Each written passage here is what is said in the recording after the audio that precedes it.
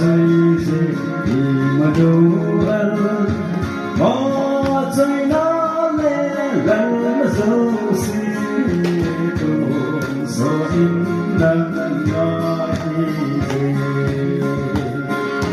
Hallelujah Hallelujah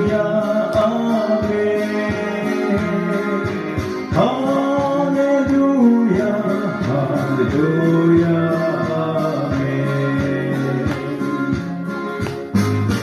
Hoa nuôi mi năm dầu xin dòng hoa yêu thế tổ lục khởi in nô lấy hàng đau na khi dân gia đình xa lên tha chùa na lên Hallelujah, Hallelujah, Amen. Hallelujah, Hallelujah, Amen. Ôi tí hiền thầm lung thêm đi xa ta đã đừng xin ta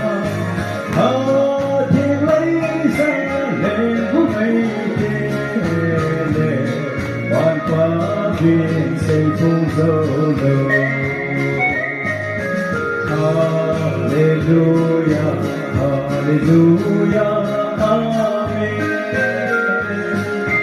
Hallelujah Hallelujah Amen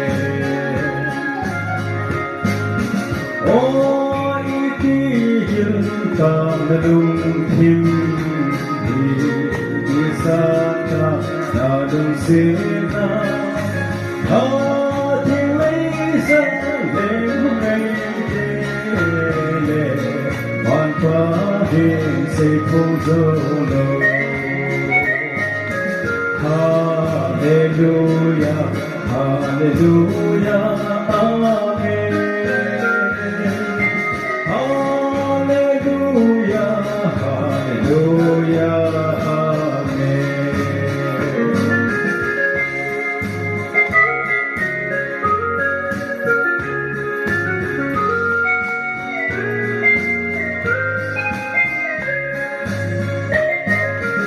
Oh, people, hallelujah.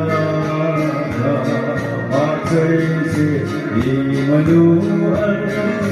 Our joy, love, so in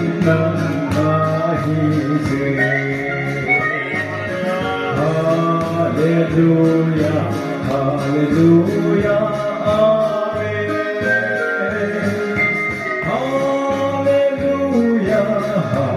Hallelujah, Amen. Hoa nuôi mi hiền tâm dầu xin dòng hoa đi kê to đồng khởi in nhô lấy hai tám đi dân gia đình xa lên khá đồ là cái